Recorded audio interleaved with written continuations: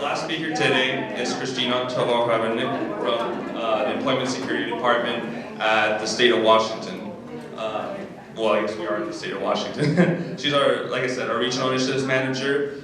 Christina brings her lived experience and lifelong social justice advocacy to the Employment Security Department, where she facilitates organizational change and oversees the implementation of Governor Inslee's Pro-Equity, Anti-Racism Plan and Playbook, also known as PAIR, for the Employment Security Department's North Sound region.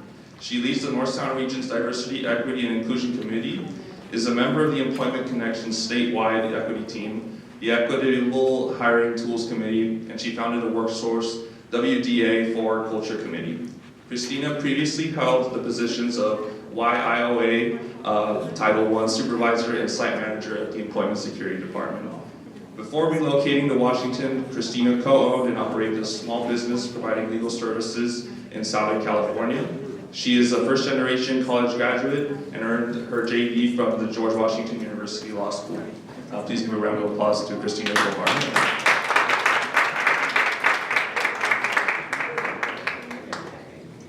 I'm going to try and use what I just learned. This is a very tough act to follow, I have to say. So it may be an exercise in knowledge check where you will be able to see the pros and the cons of is she doing it right or wrong. So, hello, thank you for having me today. I'm Christina Tovar-Hamernik, and as of April 1st, I am the Regional Initiatives Manager for North Sound, which is the southern border of Snohomish County all the way up to Canada, which kind of blows my mind because 2 years ago I started at Snohomish County as the WIOA Title I Supervisor. It was during COVID, and I was really having a hard time with our business. We were struggling, and so I was reaching out and looking for ways to find income, really. And I found this job post, and it was at scale putting people back to work. And really, with looking at how our community was really affected at large scale. We lost people in the services industry. We lost people in the entertainment industry.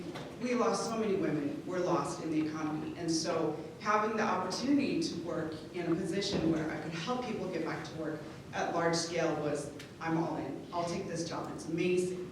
And so I went to work at this position, and I was able to help so many people get back to work. It just was a careers for the greater good, right? So that was just incredible. Then within 6 months, I was the site manager for Linwood, where I continued to do that job because before quiet hiring was a thing, I was quiet hired. So I got to do that because we weren't able to find anyone to fill that position. That was fun. So in 2 years now, I've become the regional initiatives manager, which, because of my dedication from day one to the equitable hiring at my agency, I was able to actually work with my boss to write my job description. My dedication from day one to raise my hand and say, I want to do this work, I want to be on this committee, I want to collaborate with this specific person because I see what work they're doing. And it all stems from where my core values are. My core values have always been in that realm of social justice, speaking up for others, equality. It's who I am, it's in my DNA. I'm the person who I have a very difficult time keeping my mouth shut. So I'm always the person on the playground from day one, would stick up for other people. It's just who I am. So when you think about careers for the greater good, what do you think about? What's your idea of a career for the greater good? Anyone have an idea? Anyone? There's usually a few. Anyone have? Yes. Yes, that's one. Any other areas that kind of, yes? Based on long experience, any career in which you bring those values with you. Yes, thank you. Yes. Usually people will say nonprofit, or they'll say government, teaching. Those are usually where it's at. But when you look at the world today, it's changing so quickly. You look at ChatGPT and how fast that's changing everything. And you see all of a sudden there's this career for the prompters. You could make a company of hiring prompters and build your whole enterprise on that. Or you could build a company of individuals who are able to prevent professors from knowing if someone wrote their paper on using ChatGPT, but please don't do that. But really it comes down to what are your core values? And if you can identify those and you think about what's important to me, or how do you define good? Because we all have different ideas of what that means. And so just as, what's your name? Reese. Reese. So just as Reese said, what's important to you? And take that to any job and raise your hand when you see an opportunity to say, that's important to me. That's what I enjoy doing. I want to be on that committee, or I would like to volunteer to help on that project. Then you're doing that good to you. What good means to you. So it's seizing any chance you see. It's making those connections anytime you see them available to you. Anytime from, even when you're in class and you have extracurricular opportunities, you have your clubs that are out there, you have volunteer opportunities, whatever you're interested in, whatever your passion is, those are opportunities to make those connections and to build that network starting now. What are some of the projects that you're working on now? Volunteer opportunities, I'd like to hear. I'm working at a community garden in the clinic I work for. That's very cool. And where's that? It's in Marysville. Marysville. Okay, you know, I moved here 2 years ago, so I'm sort of getting that map of Washington going. I know where that is. And so, what do you do there? So, first of all, I was working on the letters to get as many sponsors as we could. Right now, we're trying to get tools and plans and like we said, sponsors. And after we get that, we're gonna start working on the ground with the nutritionist and also the health educator. So you have so many layers of connections you're making, which is really great. I love that. Anyone else? Yes. I am volunteer for teaching for computer class for Latin people, adult people in Seattle. That is super important in the work that I do. We have so many customers who come in who don't have the skills, and it takes a lot of time of our employees to do what we're required to do with the customers. And so individuals like yourself that are helping outside of our work, thank you, because it takes a load off of our employees. So I love that, thank you. Anyone else? I know you guys volunteer, come on. Come on. Let's hear more. Yeah.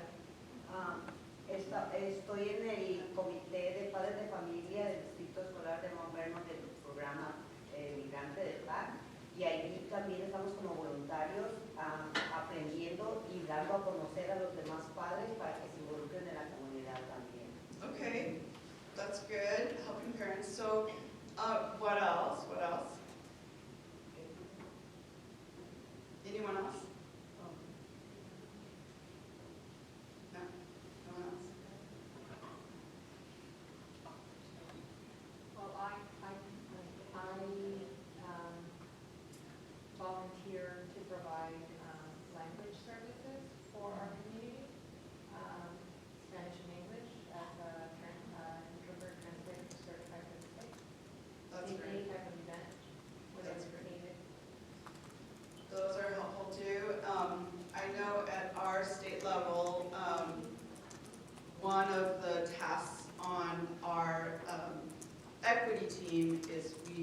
forced to change some of the rules for our employees for the testing because there were some, I'd say, antiquated policies. If individuals didn't test for writing, they were not allowed to speak Spanish with our customers, which is not helpful to our customers because we're not writing anything with our customers, we're just talking. So it's helpful. And after COVID, we're not reaching as many of our Spanish-speaking customers, so that's a problem as well, something we're working on. One of the other things that I've been able to do, and so this is another idea of taking your passion, your core values. Being on the committee, I was able to take pain points that I saw as a manager and bring that to the statewide agency, letting them know that the way our job descriptions are written are so narrowly defined that most individuals can't see themselves in the positions. And a lot of the requirements didn't align with what I really needed. It was too much. I needed someone who was friendly, who could just talk to customers, who was willing to learn, and someone who was dependable. It's really the three things I needed, because I could teach them. So I didn't need all of the other things that they were advertising that were really needed. And so for 2 years, we fought with my committee to get the government, to get our agency to change how they did the hiring process and how they posted the jobs, the language of the job post. And so they changed it, and now a lot of it is essential skills. They still require college degrees for many of them, but we are in discussions now to get many of those jobs changed to remove college degrees. They're telling us it's a long process, but they finally have acknowledged that, you know, maybe you're right, maybe these jobs don't require them. So it took a lot of advocating, but if you have that passion and tenacity and determination, just keep raising that hand and you keep talking. So again, taking your core values in any job that you're in, you can make that happen. What are some of the jobs you are interested in doing or that you're studying for? Anyone?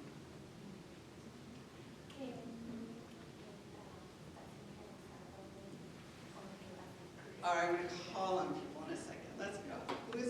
What are you studying? Me? Yeah. I'm majoring in health studies with a minor in human rights and global health.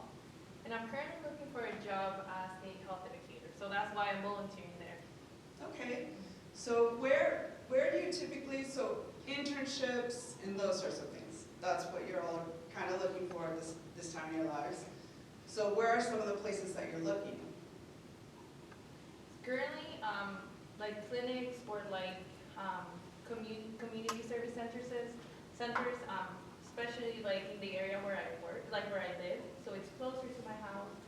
That's pretty much where I'm looking for. Also, since I'm doing human rights as a minor, I also look into any positions with the city or the government.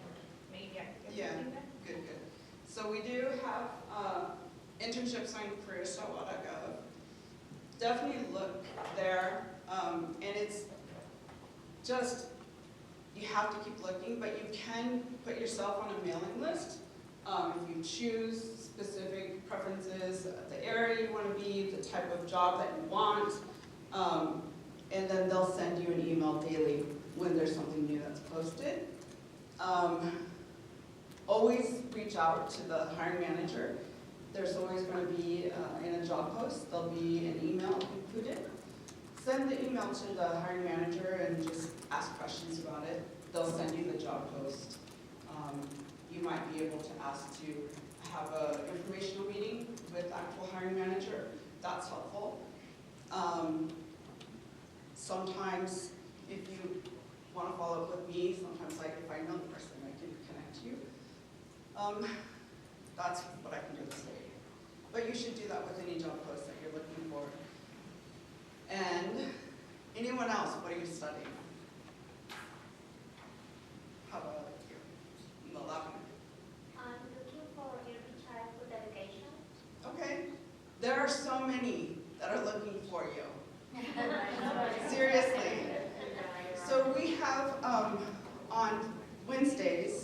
Tuesdays in Everett. So I know they do this at the other workforce centers. They have employer of the day. And so they do have child care agencies that are looking for you and many more. So I would connect with a workforce center near you. And you, easy. That one's easy. So I just have to look in that website? Yes. Right, okay. Yes. You just create an account, put your resume on there.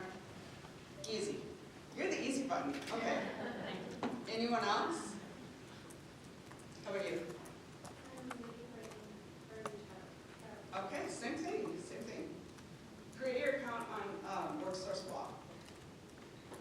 It's called WorkSource WA, and then that you can create a resume, and all the employers will be on there. How about you? I don't know, but I would like something with like public speaking or something, that would be cool. That's a wide, you could do, yeah, that's a wide one. What else are you interested in besides public speaking? Like mental health, and maybe Okay. counselor or therapist or something. Okay. Or talk to people about like trauma. All right, that's definitely, so what year are you doing? I'm first year. All right. And what are you looking at to do this summer? Haven't thought about it? No. Have you started in the career office? No. So that's your first stop. That's the first thing I would do, and just from there, that's usually high level. And then from there, start getting your resources. Do you have a particular professor that you connect with? I have a sociology professor that I listen to. That's the next step, for sure. Talk to them, see if they have recommendations, and go from there. And then you just start narrowing down and down and down to get a good connection. It's so important, talk to your professors. That's one thing I didn't realize until it was later in college, to really access that, because you have to make those connections. Whether it's your job or your internship, anything you're doing, really make those connections with people and cultivate them. It's like any relationship. Your friendships are not just, you're my friend, we're done. You have to work on it. Any relationship requires work, so keep working on it. Skagit College actually doesn't have a career. No? Yes, and it's terrible. It was a budget cut item many years ago. So there's a big hole there for That's sad. people. So what do they use? Yeah, The professors. or, advisors in the program. So yeah, I know that our local works does have some internship, funding. So that is an option, but don't have at this point. So the professors. So let's give the career office advice. Do you have peer advisors? No. You don't have nothing like that? Wow. Okay. Professors, they're the one they connect with. That's what I would do. And then, but the workforce centers. And so there's a program called We Are Youth. You have to be eligible for it, but that's a possibility. Look into that, and that will go through your workforce center as well. The thing about jobs and internships, there's so much research out there that shows that women will not apply unless they reach 100% of the eligibility requirements. Just apply, please.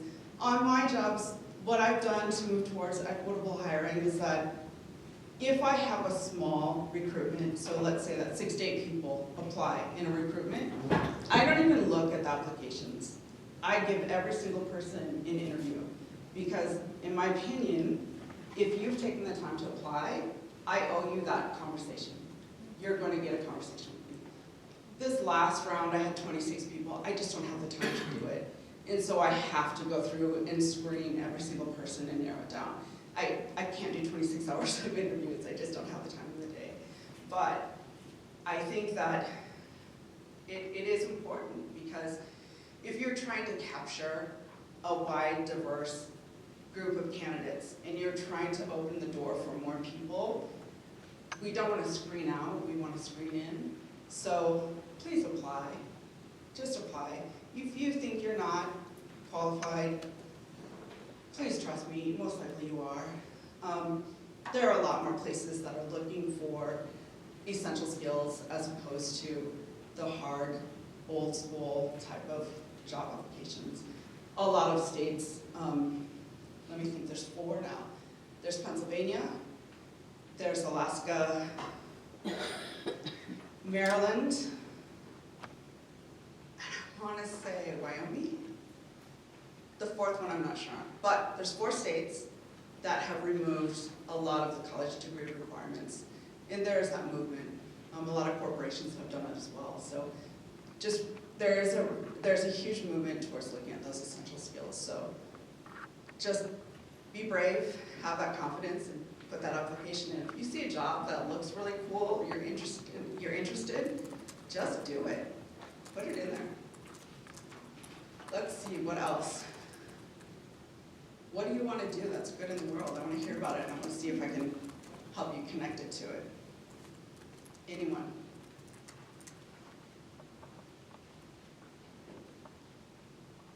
You're quiet. It's the end of the day for y'all. Yes? My major is educational studies and American ethnic studies, so I really like doing advocacy work and lobbying. Yeah. So have you tried to reach out to a campaign, perhaps? I've done, during spring break, I went to DC to lobby for a week. Yeah. So I've done that and done internships working with researchers. Yeah, that's great. So what's your passion area?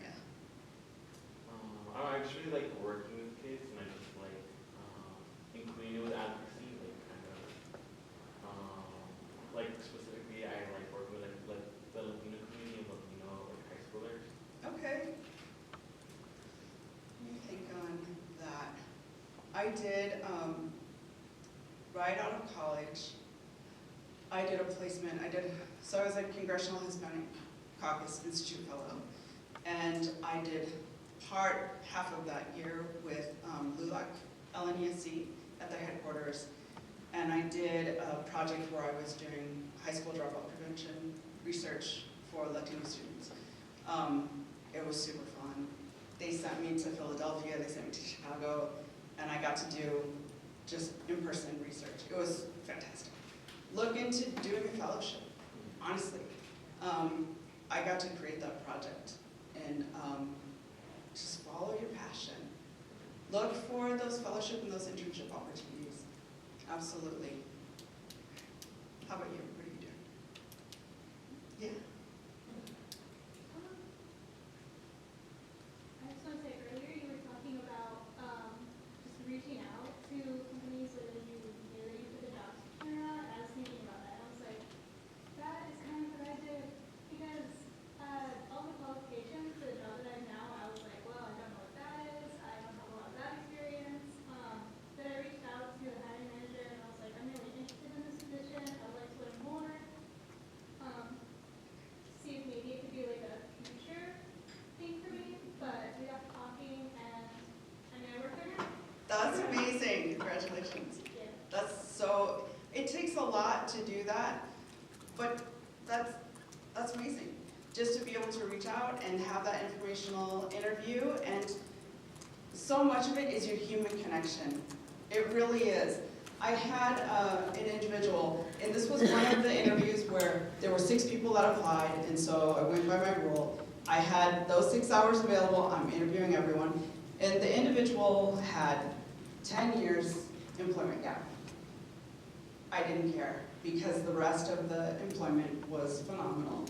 And it was honestly one of the best interviews I've had in my entire life. He blew me away. He had some issues in his background, but he turned his life around, and he was doing fantastic. And we hired him. It was unanimous. There was not a single person on the panel who was a no. He just was incredible. So if we had done it the old school way, I know there would have been people who said, yeah, we're not going to interview him because there's this 10-year gap. So you just have to take a chance. You have to take that chance. So, yes? I'm going to give it a try this one more time. Before, I used to have a veterinary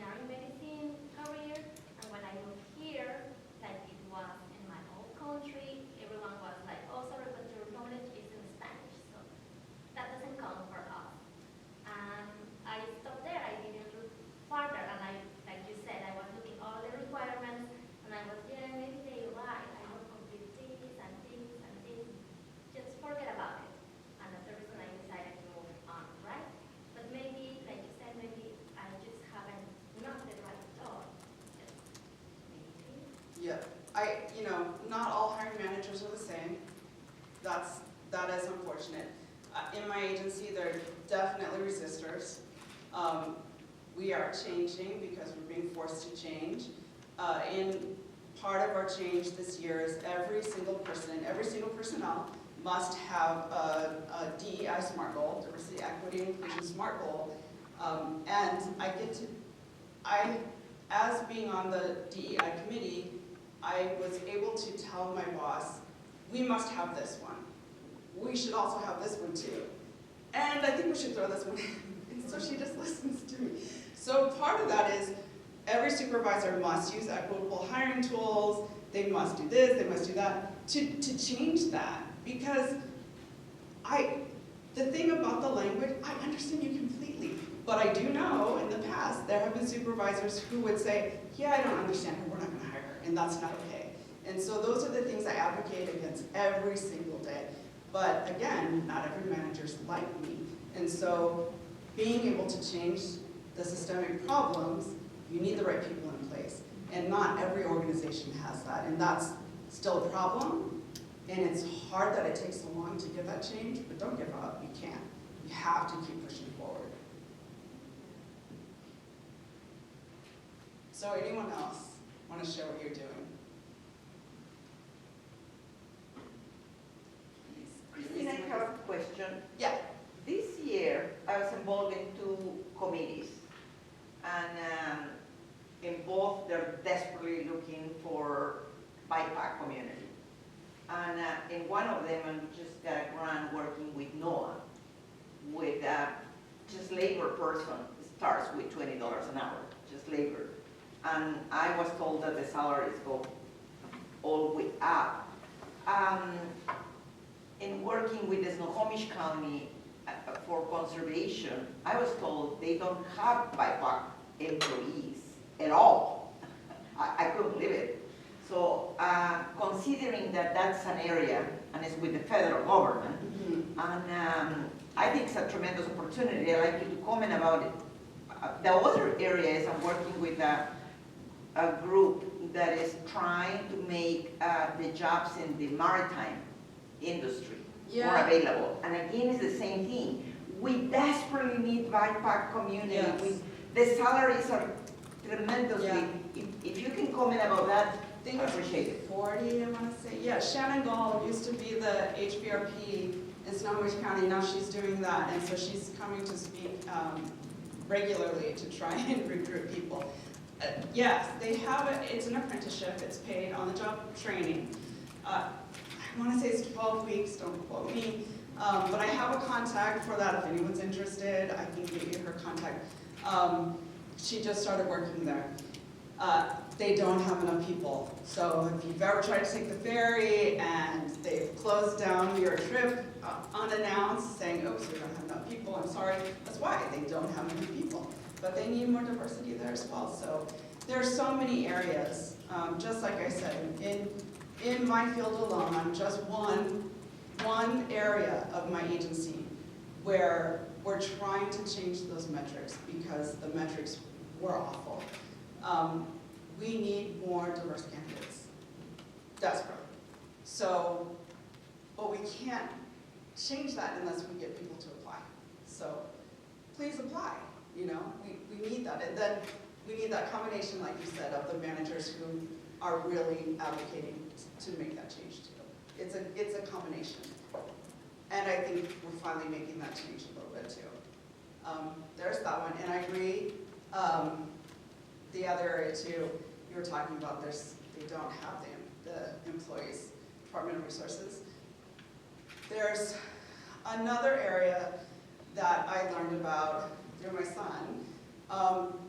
So on tribal lands, anytime you have to do an excavation through construction companies, they have to do excavation. They typically do not have members of tribal lands that are part of that. You're required to have I can't think what the certificate is, but that would be another area for opportunities to make sure that members of tribal lands have those certificates so they can be part of it, because oftentimes they find antiquities. So there's a huge inequity there as well. Yeah, so who else? What about you? Can you repeat the question of what you're looking for? What are you interested in doing? What are you studying? So I work at the university and I'm a pre-major advisor. Prior to that, I was at UW Seattle doing diversity work in medicine. So I've been around like health equity, social justice, recruitment for our programs, getting underrepresented minorities into graduate schools and college and being successful. And what are you seeing in the health equity and justice here locally? I found it more like a personal thing for me because there, you know, we have Latinos here and we have minorities, but we're very spread out. And so when you have like isolation, I feel like sometimes people are more protective of themselves, so we're not ourselves here. And so it does concern me being in other places and not it being like that. And so I do see like, as you know, we need to have a sense of belonging here. And just to continue that, because we have a lot of Latino students, we need to come together, but it's very, our jobs are very busy, and so we're doing it on top of our job.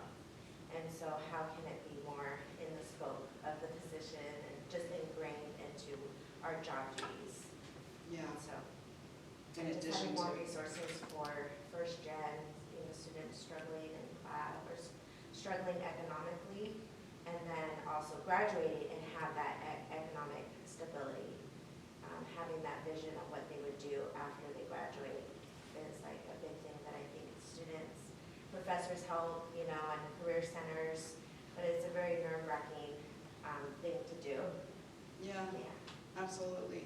I had, when I was in law school, there were a few of us who got there but did not have that sense of belonging, ever. We never had it.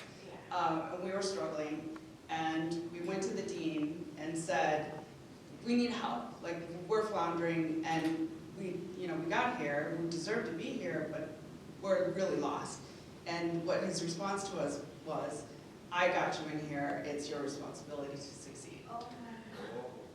Yeah, so, I mean, we made it, but not without the cost to your emotional health and stress and all of that, but that's not the response you want from your dean, right?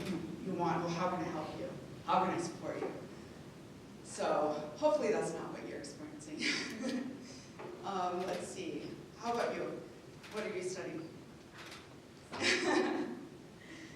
Maybe I would like to try with something about health. Mhm. I was a medical doctor in my country, and I studied medical assistant in Florida, and I would like to try something about this here. Okay, all right. I know there are also employers of the day that come to the workforce centers. So I think perhaps that's another connection for all of you to create that workforce law account and maybe reach out and see, because we've had several of them come. So that's one area, absolutely. So how much time? I don't know what else I can share. Does anyone have any questions about anything? Yeah, go ahead. Oh, sorry.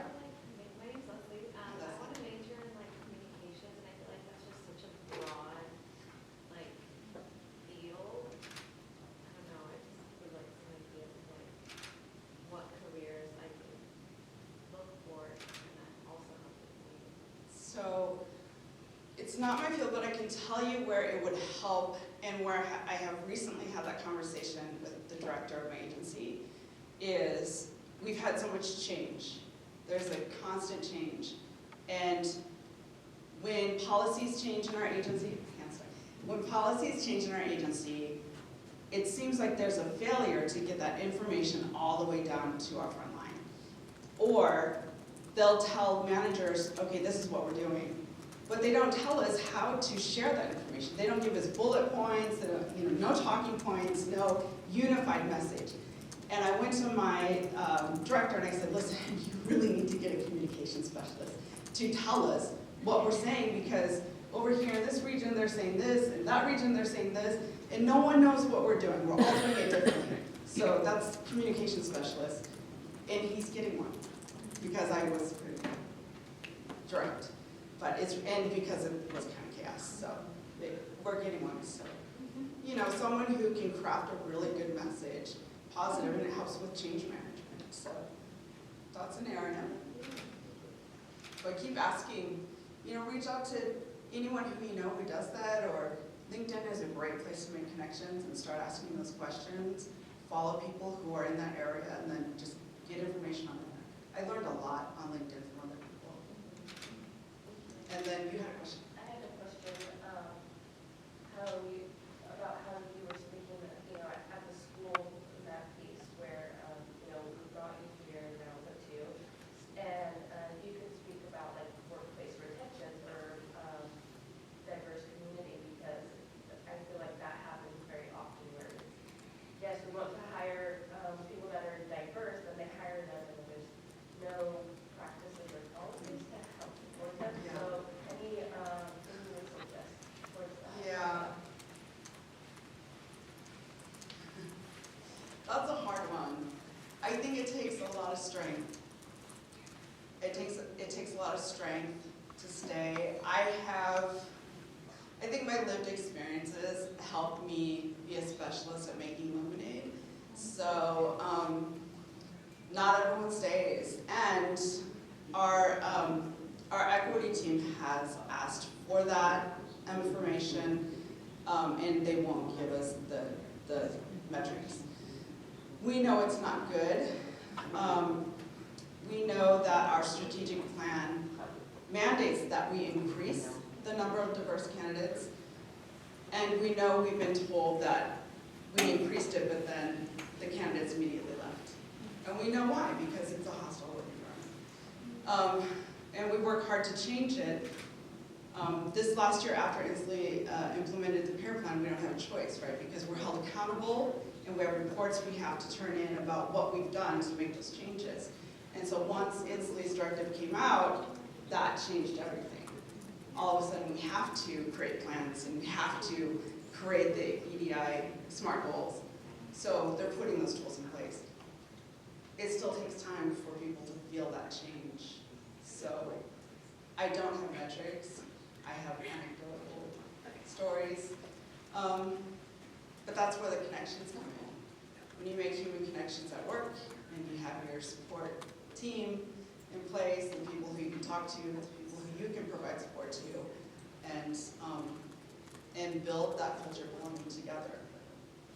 Because ultimately, you want to make it a better place. You don't want to leave it, you know, the same way it is. Anyone else? Questions?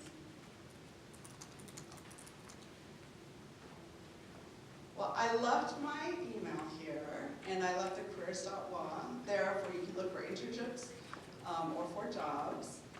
And you can always reach out to me. I'm happy to answer any questions you have. If you have private questions you want to ask later, I'll answer. So I'm so thankful that you invited me here. I was happy to come today. And again, I'll answer any questions anytime. Don't be afraid to use my email. Thank you.